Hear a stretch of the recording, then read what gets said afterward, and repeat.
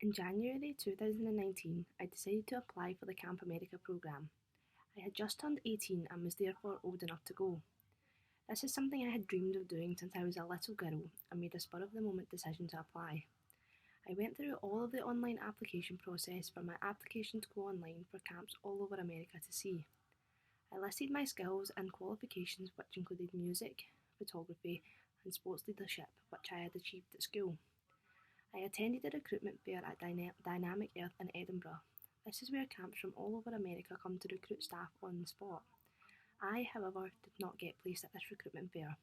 My application went live online and then it was just a waiting game. I was interviewed by two camps, one in Chicago and one in Massachusetts. However, I didn't feel like these camps were the one for me, so I turned them down. On the 7th of March 2019, I was contacted by the camp that would become my second home.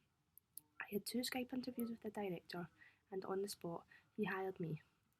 Then it was just a game of getting prepared to go over to the USA. I had to fill out a load of paperwork, including police checks, medical forms, and my J1 visa form, which took days to fill out.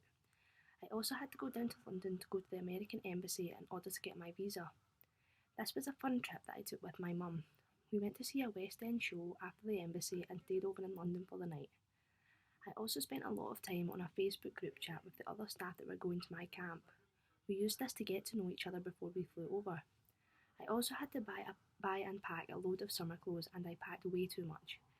When the day arrived to go to camp, I was so excited but so nervous. I was going to a strange place with people I had never met before to spend 9 weeks there. My flight was a direct flight from Edinburgh to JFK Airport in New York City. The flight took around 7 hours, and it was the first time I had ever been on an aeroplane by myself. When I arrived at JFK, all of the other staff were there waiting, and there was around 80 people from my camp there. The camp had arranged a bus to take us all to camp. We got on the bus, and it took around 2 hours to get to camp. By the time we got there, we all had been awake for almost 24 hours, so we were exhausted.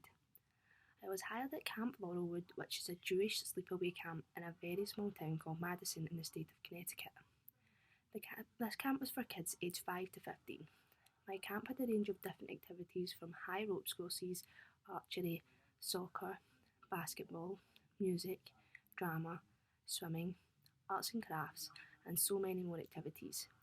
We have two swimming pools and a massive lake where the kids can go canoeing, kayaking, and we even have inflatables in the lake. We also had a lower lake which was right in the middle of camp where we have a family of large snapping turtles.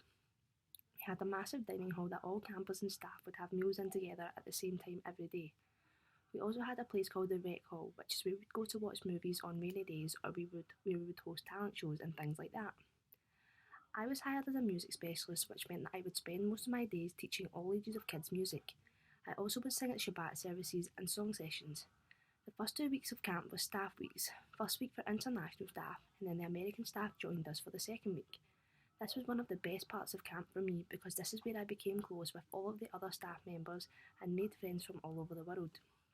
These weeks were all about making friends, settling into camp, and getting the camp ready for the kids coming.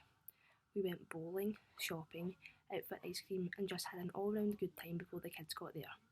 I made best friends from England, Wales, Australia, and America. Then the madness of camp started when the kids arrived. I was placed in a bunk with 7 12-year-old girls who I would spend all my time with when I wasn't teaching music lessons. These girls became like my little sisters, and I missed them so much. A typical day at camp for me was waking up and having breakfast at 8 am. Then I would teach either 6 or 7 lessons per day with 1 period off. We also had 1 hour for swim and a rest hour during the day which we would spend with our kids. Then in the evenings we would have all camp activities or division activities. These included campfires, sports, competitions, and a range of other things. We had 3 meals per day with a snack break in the middle of the day as well. As my camp was a Jewish camp, we followed the kosher laws. This meant that you were not allowed to have meat and dairy in the same meal, and there was a set amount of time between eating these things, usually 1 or 2 hours. Throughout the 9 weeks at camp, each staff member was given 5 days off. As I was a specialist, my days off were a Saturday because those were theme days for the kids. This also meant that I had my days off with my best friends, as they were all specialists too. We done a range of different things on our days off. We went to the beach, the cinema, and we also went to a water park called Brownstone. We also took a trip into the nearest major city to camp, which was New Haven. This is where Yale University is. and it was so interesting to see what an American university was like. We also had 5 nights out of 7 off. This meant that when the kids went to bed at around 9, you would have the rest of the night off until curfew, which was usually around midnight. However, some nights you would be on duty, which meant that you would stay in the bunk with the kids while the other staff had their night off. Some of the highlights of camp for me were the 4th of July, our Olympic Games, and staff banquet. The Olympic Games went on for 3 days, and the whole camp was split into 4 different teams, competing against each other in loads of different things, including sports, swimming, and writing songs. Shabbat was also always my favourite night of the week. Everybody always got dressed up and dressed in white. This is also when I got to sing for around an hour, and everyone danced and sang along. Camp went by so quickly, and I was so sad when it had to end. I made the most amazing friendships, and I was upset that everyone was going to be so far away. After camp, I travelled for 2 weeks before flying home. One of my closest friends from camp lived about half an hour train journey from New York, so we went and stayed with him for the first week and went into New York in around 4 of those days.